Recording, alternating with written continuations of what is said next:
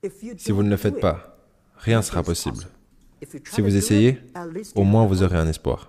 Vous avez été nombreux à nous demander une vidéo sur Jack Ma, qui est le fondateur d'Alibaba. Il a la deuxième plus grosse fortune de Chine et fait partie des 20 personnes les plus riches au monde.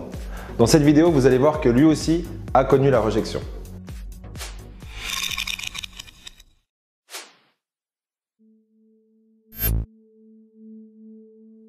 Commençons par où vous en êtes aujourd'hui.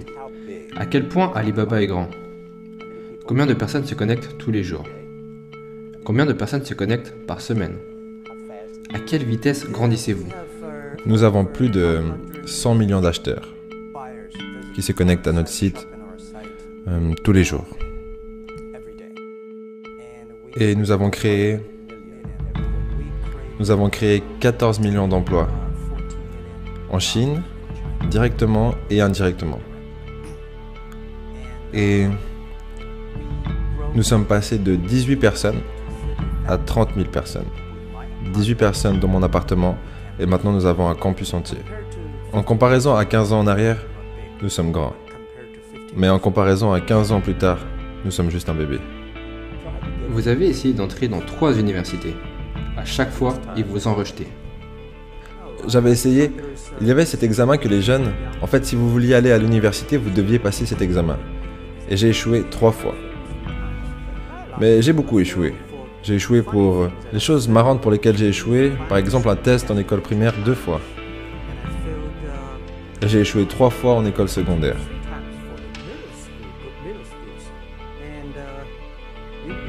Vous ne pourriez même pas y croire. À Hangzhou, dans ma ville, il n'y avait qu'une seule école secondaire, qui ne durait qu'une année. Donc on n'avait qu'une seule chance de passer de l'école primaire à l'école secondaire.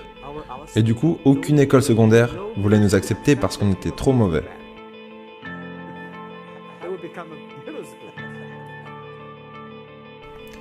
Quel effet ça a eu par contre de vous faire rejeter? Vous savez, je pense qu'on doit s'y faire. Nous ne sommes pas si bons. Même aujourd'hui, nous avons encore beaucoup de gens qui nous rejettent. Je pense que quand j'ai été diplômé de l'université, mais même avant ça, pendant 3 ans, j'ai essayé d'entrer à l'université. Et j'ai également postulé pour des jobs. J'ai été rejeté une 30aine de fois. Je suis allé à la police, ils m'ont dit non, tu n'es pas assez bon. Je suis même allé chez KFC. Quand KFC est arrivé en Chine, dans ma ville, 24 personnes sont venues pour un job. 23 personnes ont été acceptées. J'étais le seul refusé. Et la même chose à la police. Sur les 5 personnes qui sont présentées, 4 personnes ont été acceptées. Et j'étais le seul gars qui n'a pas été reçu. Donc, pour moi, être mis à l'écart et rejeté... Oh, et à part ça, est-ce que je vous ai dit que j'ai postulé pour Harvard? J'ai été rejeté 10 fois. Pourquoi est-ce qu'on a autant peur de la rejection? Généralement, on n'ose pas se lancer, que ce soit avec notre projet ou simplement pour aborder une conversation, parce qu'on a peur d'être rejeté. Mais ce qui nous fait vraiment peur dans le fond, c'est plus l'image que ça nous donnera de nous-mêmes. Parce qu'en fait, on prend cette rejection personnellement. Il faut savoir qu'une rejection n'est jamais personnelle. C'est toujours un retour neutre du monde qui vous entoure.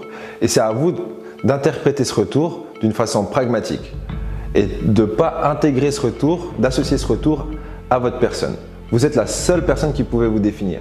Donc l'image que vous avez de vous-même doit être imperméable à la rejection.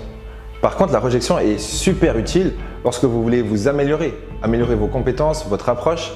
Et en fin de compte, une rejection vous informe que votre approche n'était pas la bonne, que vos compétences ne sont pas suffisantes, ou simplement que la personne qui vous rejette a une vision limitée et ne peut pas vous donner un retour concret.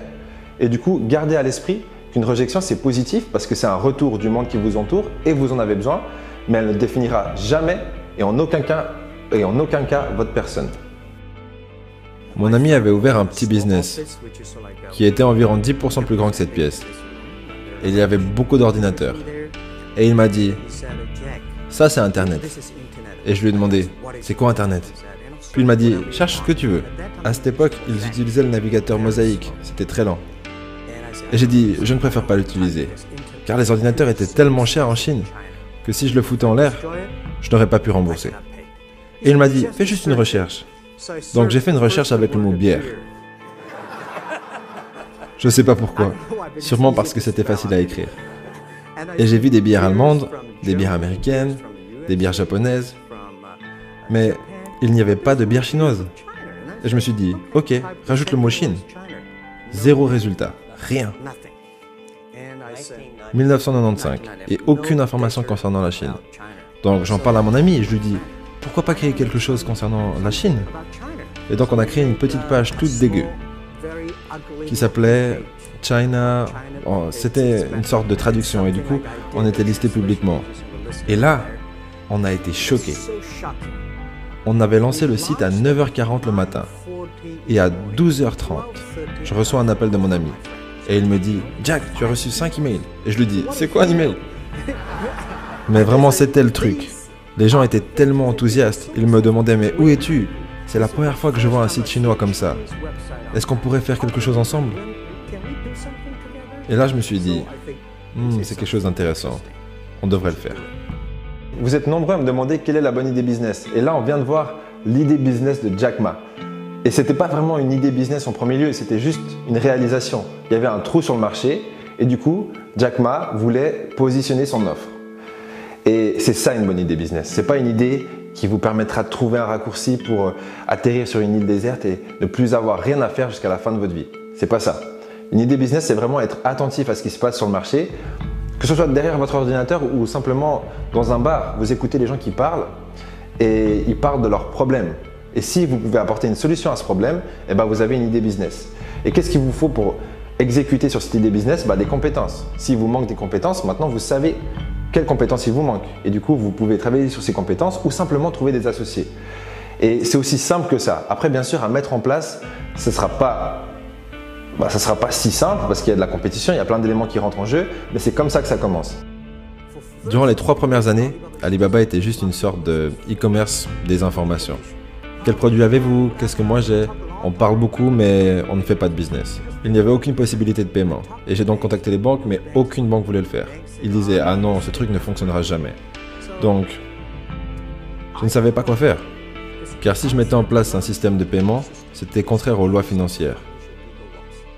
Parce qu'il est nécessaire d'avoir une licence. Mais si je ne le faisais pas, notre e-commerce allait droit dans le mur. Alors je suis allé assister à un séminaire sur le leadership. Le leadership, c'est prendre des responsabilités. Et après avoir suivi cette présentation, j'ai passé un coup de fil à mes amis, mes collègues avec qui je vivais dans mon appartement, et je leur ai dit, faites-le maintenant, immédiatement. Si ça se passe mal, que le gouvernement n'est pas content, si quelqu'un doit aller en prison, Jack Ma ira en prison. Parce que c'est tellement important pour la Chine et pour le monde de créer un système fiable. Mais si tu ne le fais pas, et ne le fais pas correctement, vol, blanchiment d'argent ou manque de code dans les transactions, c'est moi qui t'envoie en prison. Donc c'était ma façon de voir les choses. Et les gens n'aimaient pas ça. Mais tellement de personnes à qui je parlais durant cette période concernant Alipay me disaient « c'est l'idée la plus stupide que tu n'as jamais eue ». Et je disais « je ne pense pas que c'est stupide du moment que les gens l'utilisent ». Maintenant, il y a plus de 800 millions de personnes qui utilisent Alipay. Au départ, quand j'étais jeune, je pensais que tout était possible. Maintenant, je sais que tout n'est pas possible. Il y a des choses auxquelles nous devons penser. On doit tenir compte des autres, tenir compte des clients, de la société, ses employés, ses actionnaires. Il y a tellement de choses. Mais si vous continuez à travailler dur, il y a des solutions. Je pense pas vraiment que j'étais très enthousiaste concernant ce qu'on faisait au départ. Durant les 5 premières années, je voulais juste survivre. Et 5 ans plus tard, C'était en 2000. oui. Et après coup, je me suis dit, waouh, la vie de tellement de gens a été changée. J'étais tellement content. Vous savez, pendant les 2-3 premières années, nous avons fait aucun revenu. 0 revenu. Mais on était tellement motivés à continuer de travailler. Vous savez ce qui s'est passé une fois? Je me souviens, une fois quand j'étais au restaurant et que j'étais en train d'essayer de régler la note.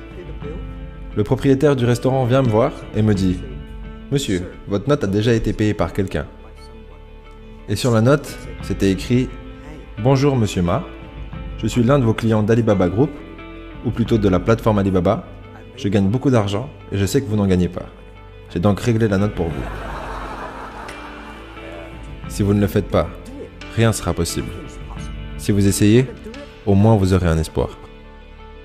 C'était l'histoire d'un jeune homme qui rentre dans un bar pour commander un verre. Du coup, il rentre dans le bar, il commande un verre, et à sa droite, il y a un groupe de personnes. Et dans le groupe de personnes, il entend un mec qui dit « Ah merde mec, j'ai le cul qui gratte ». Et c'est comme ça que l'idée du gratte-cul est apparue. Le gratte-cul.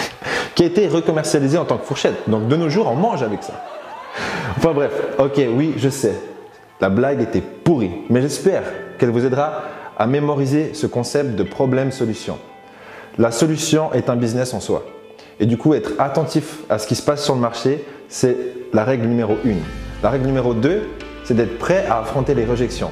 Ah mais un gratte-cul, quelle idée de merde! Du coup, ça sera ce qui suit. Et soyez prêt à affronter cette rejection, pas émotionnellement, mais d'une façon pertinente. Est-ce que cette idée est vraiment une idée de merde ou est-ce que les gens finiront par l'utiliser? Si les gens finiront par l'utiliser, d'une façon ou d'une autre, c'est que c'est peut-être une bonne idée. Voilà, merci à vous. Si la vidéo vous a plu, des likes, c'est jamais en trop. Un commentaire, ça nous fera également plaisir.